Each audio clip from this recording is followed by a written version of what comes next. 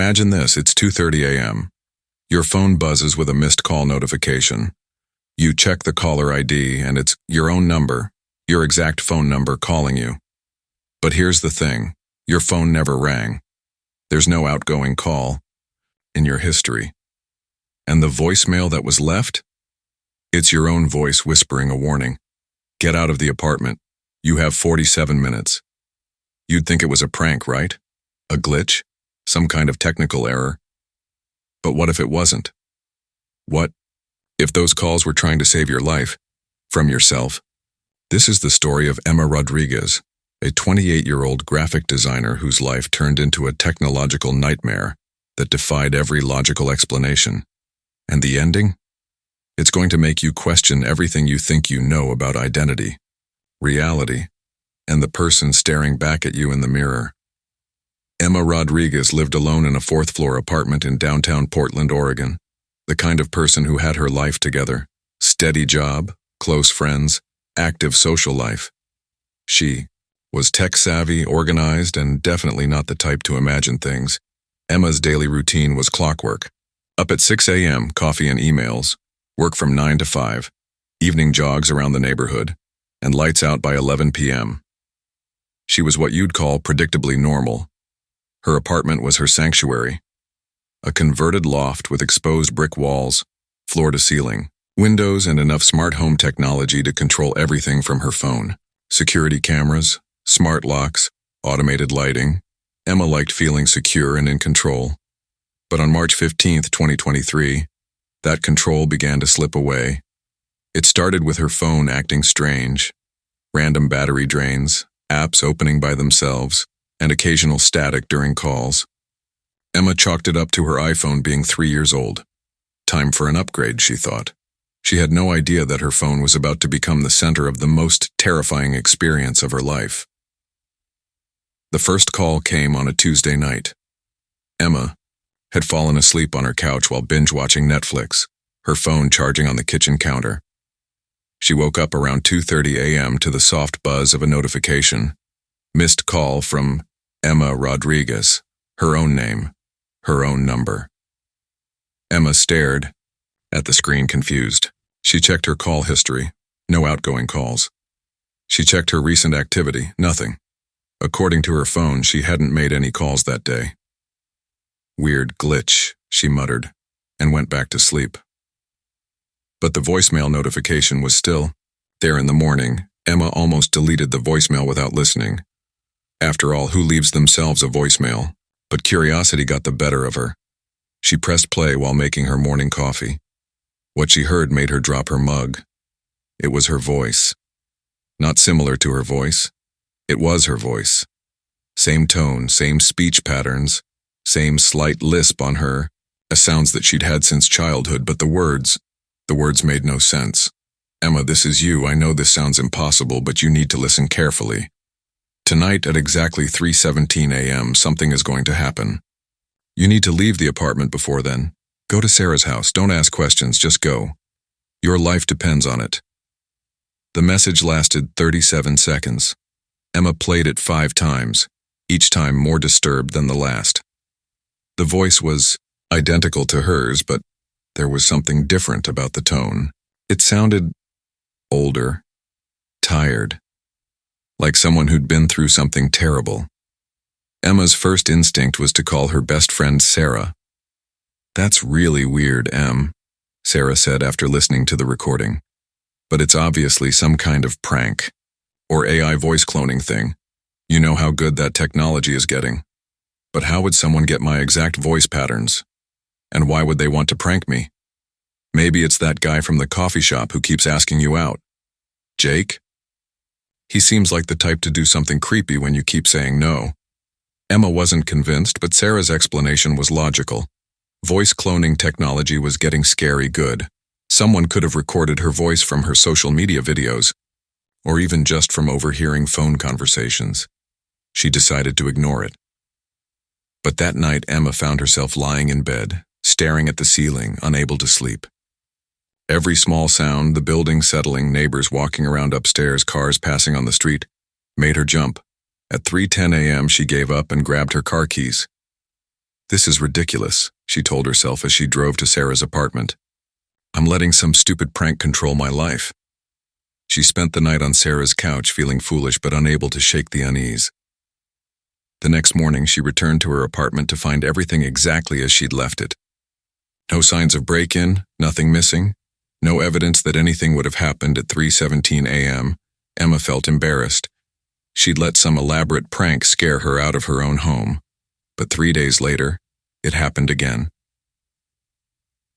The second call came on, Friday night. Same time, 2:30 a.m., same caller ID, her own number. But this voicemail was different. Emma, I'm glad you listened last time, but this isn't over. Tomorrow night, Saturday, don't go to Marcus's party. Tell him you're sick. If you go, you'll meet someone there who will change everything and not in a good way. Trust me on this. This message was 42 seconds long and the voice sounded even more strained, more desperate. Emma sat in her kitchen, phone trembling in her hands. Marcus was her co-worker, and he was throwing a housewarming party the next night. She'd already RSVP'd, yes, bought a bottle of wine and was looking forward to it. But how could whoever was doing this know about the party? Marcus had only invited people from work and a few close friends. The invitation wasn't on social media. Emma called Sarah again. This is getting seriously creepy, Sarah agreed. Have you thought about changing your number? I've had this number for 8 years. My work, my bank, my doctor, everything is connected to it. Then call the phone company. Report it as harassment. Emma spent 2 hours on the phone with Verizon. The customer service representative was polite but ultimately unhelpful. Ma'am, according to our records, your number hasn't made any outgoing calls to itself. That's not technically possible within our system. Are you sure you're not receiving calls from a number that looks similar to yours? I'm looking at my phone right now. It says the call came from my exact number. That sounds like caller ID, spoofing. But even then, you wouldn't be able to leave voicemails on your own number. The system would reject it. Emma felt like she was going crazy. Saturday evening arrived, and despite every logical bone in her body telling her to go to the party, Emma texted Marcus that she had food poisoning. She spent the night at home, door triple locked, every light in the apartment on, waiting for something to happen. Nothing did. But Sunday morning, Marcus called her. Emma, you're not going to believe what happened at the party last night. What? This guy showed up, said he was someone's +1, but nobody knew who brought him. Really strange dude. He kept asking about you specifically, wanted to know where you lived, if you lived alone, what your schedule was like. When people told him you weren't coming, he got really agitated and left. Emma's blood ran cold. What did he look like? Tall, thin, dark hair. Maybe mid-30s. He had these really intense eyes. And get this. He knew your full name, your job, even mentioned that you drive a blue Honda Civic. Sarah was really freaked out. She said it felt like he was stalking you. Emma hung up and immediately called the police. Officer Jennifer Chen from the Portland Police Bureau took Emma's report seriously, which was more than Emma had expected. Stalking cases often start with seemingly small incidents that escalate, Officer Chen explained. The fact that someone knew specific details about your life and was asking about your whereabouts is concerning. But when Emma explained about the phone calls from her own number, Officer Chen's expression changed. You're saying you received calls from your own phone number? Yes, with voicemails in my own voice. And you're certain you didn't make these calls yourself? Emma could hear the skepticism creeping in. I know how it sounds, but I swear I didn't make them. Check with my phone company. They'll tell you. The same thing. Officer Chen made notes, but Emma could tell she was moving into possible mental health issue territory rather than legitimate threat. Ms. Rodriguez, have you been under any unusual stress lately? Any major life changes, medication changes, sleep issues? I'm not imagining this, Emma insisted, playing the voicemails for the officer. Officer Chen listened carefully. This does sound like your voice, but voice cloning technology is getting very sophisticated. Someone could have created these using samples of your voice from social media, work presentations, or even phone conversations if they had access to them. But how would they call me from my own number? There are ways to spoof caller ID. It's not common, but it's possible with the right equipment and knowledge. Officer Chen promised to file a report and increase patrols around Emma's neighborhood, but Emma could tell she wasn't considered a high priority. That night, Emma decided to take matters into her own hands. She set up her laptop to record both video and audio, positioned it to capture her bed and most of the bedroom. She also placed her phone on the bedside table, screen side up, and set it to record audio all night. If someone was somehow accessing her phone remotely, maybe she could catch them in the act. At 2:30 a.m., Emma was wide awake, staring at her phone. The screen lit up. Incoming call from Emma Rodriguez. But here's what made Emma's heart stop. The phone wasn't ringing. The screen showed an incoming call, but there was no sound, no vibration, just the silent display of her own name and number. Emma grabbed her laptop and checked. The audio recording in real time, silence. The laptop wasn't picking up any ringtone either. She answered the call. Hello? Silence. Who is this? What do you want? The line went dead, but 2 minutes later the voicemail notification appeared. Emma's hands were shaking as she played it back. Emma, you're recording this, aren't you? Good. You need evidence. But recording won't help you understand what's really happening. The man from the party, his name is David Chen. He's been watching you for 3 weeks. He's not just a stalker, Emma. He's something much worse. And he's coming for you tomorrow night. Emma didn't sleep the rest of the night. She spent hours researching David Chen online, but found nothing useful. The name was too common and she didn't have enough information to narrow it down. By morning, she'd made a decision. She was going to catch whoever was doing this. Emma called in sick to work and spent the day turning her apartment into a surveillance center. She borrowed additional cameras from her friend Mike, who worked in security, set up motion sensors, and even installed a temporary camera in the hallway outside her apartment door. If someone was getting into her place, she was going to have proof. But the most important thing Emma did was call Officer Chen and demand a more thorough investigation. Officer Chen, I need you to take this seriously. The voice on the phone knew about David Chen before I'd even heard the name. How is that possible? Ms. Rodriguez, I've been thinking about your case. I'd like you to speak with someone from our digital crimes unit. They might be able to trace how someone is spoofing your number. Detective Raymond Park specialized in technology-based crimes. When Emma showed him the recordings and explained the timeline, his expression grew more serious. This is more sophisticated than typical caller ID spoofing, he admitted. Someone would need significant technical knowledge and specialized equipment to pull this off. And the voice cloning is remarkably accurate. So you believe me? I believe someone is targeting you using advanced technology. Whether they're trying to help you or harm you is still unclear. That evening, Emma's apartment was ready. Cameras in every room, motion detectors on all windows and doors, and her phone set to record continuously. She also had Detective Park's direct number, Officer Chen on speed dial, and Sarah staying over for backup.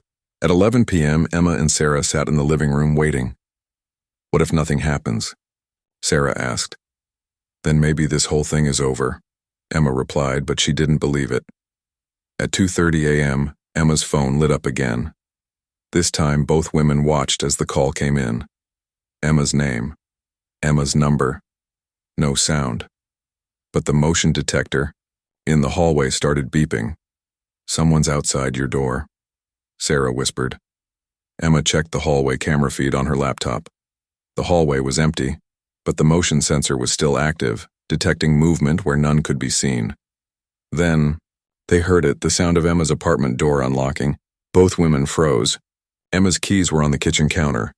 The door was locked and bolted, but they could hear the distinctive click of the deadbolt turning. The door opened 6 inches, then stopped. On the camera, they could see the door standing ajar, but no one had opened it. No person was visible in the frame. Call the police, Emma whispered, but her voice was barely audible. Sarah was already dialing 911. That's when Emma's phone buzzed with a voicemail notification. With trembling fingers, she played the message. Emma, don't be afraid. I know you can see the door opening. I know it doesn't make sense, but you need to look in the air vent above your bed. Everything you need to understand is hidden there. Do it now, before the police arrive and complicate everything. Emma stared at her phone, then at the open door, then at Sarah. The air vent? Sarah asked. Emma, this is insane. We're not going anywhere near that bedroom until the police get here. But Emma was already moving. Something about the voice, her voice, sounded different this time. Less desperate, more sad. Emma, no. Sarah grabbed her arm. What if this is exactly what whoever's doing this wants? What if they're trying to lure you into the bedroom? Emma paused.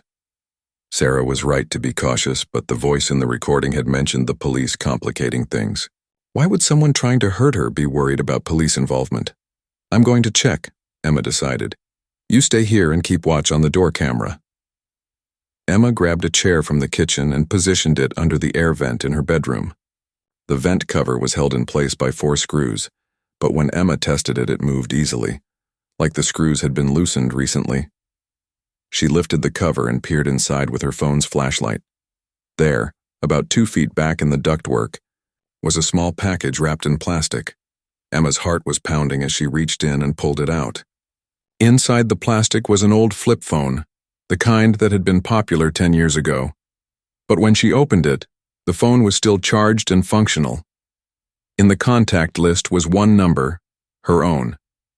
In the call history, dozens of outgoing calls to her number over the past 2 weeks.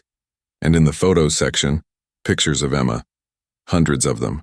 Emma leaving her apartment, Emma at work, Emma at the grocery store, Emma sleeping in her bed. But these weren't taken by a stalker hiding in bushes. These photos were taken from inside her apartment, from angles that would be impossible unless someone had been living in her walls. Sarah, Emma called out, her voice cracking. You need to see this. But when she emerged from the bedroom, Sarah was gone.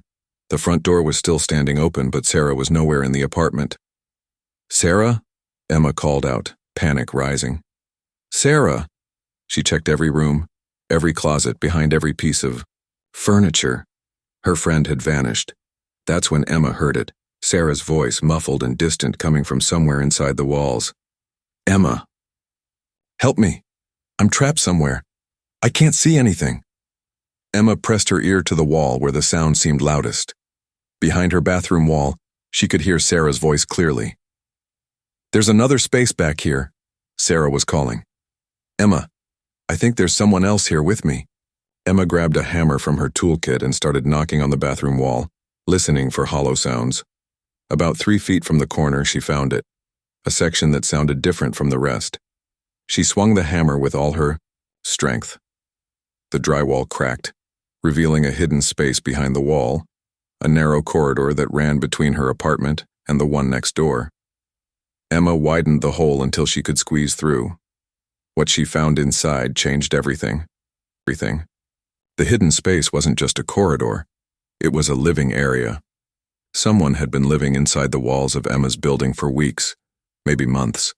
There was a sleeping bag, canned food, water bottles, and most disturbing of all, a surveillance setup that rivaled anything Emma had seen in movies. Monitors showing live feeds from cameras hidden throughout her apartment, audio equipment for recording conversations, and sitting at a small desk, staring at all of it, was a woman who looked exactly like Emma.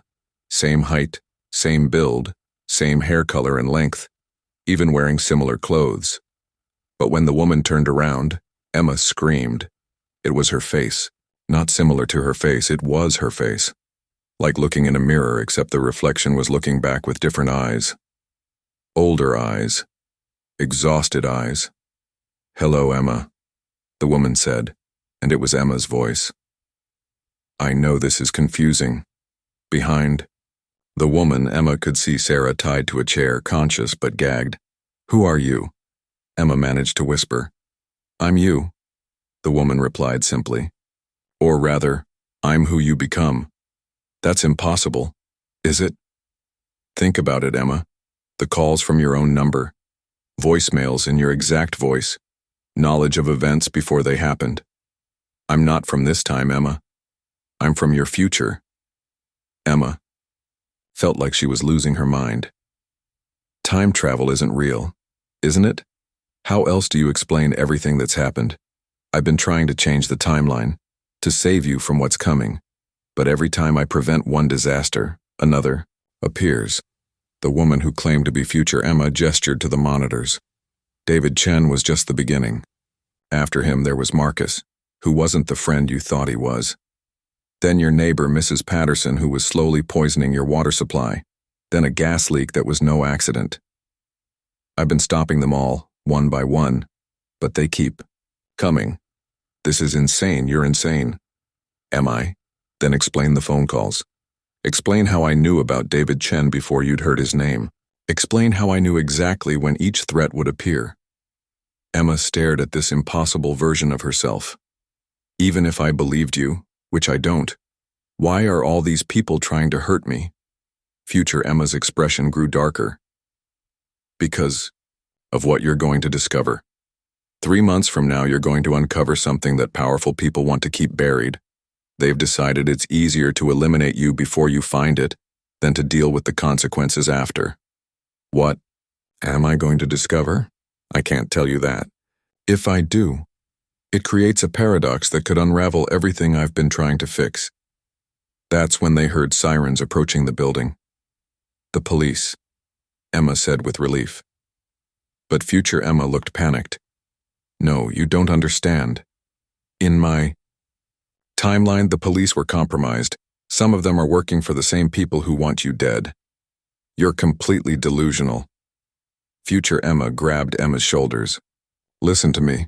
When they question you about tonight, don't mention the hidden room. Don't mention me. Tell them you found the phone in your air vent and that's all. If they know about the time travel aspect, they'll either think you're crazy or they'll make you disappear. Let go of me. Emma, please, I know how this sounds, but the sound of splintering wood came from the apartment as police officers broke down the front door. Police. Anybody home? Future. Emma released Emma and stepped back. Remember what I said. Don't trust anyone completely. And whatever you do, don't stop looking for the truth. What happened next is where this story gets truly impossible to explain. When the police found Emma, she was alone in her apartment. Sarah was sitting on the living room couch, completely unharmed, with no memory of being tied up or taken anywhere. The hole Emma had smashed in the bathroom wall led to a dead space between apartments, just empty area with no room for anyone to live. No sleeping bag, no surveillance equipment, no other version of Emma. The flip phone was real, though. The police found it in Emma's air vent, exactly where her voicemails had told her to look. Detective Park examined the phone and confirmed that it had been used to make calls to Emma's number. But when they ran the serial number, they discovered something that made no sense. The phone had been reported destroyed in a fire 3 years earlier, along with all phones from that manufacturing batch. It shouldn't exist, Detective Park told Emma. According to every database we have, this phone was incinerated. But here it is, fully functional with your number programmed into it.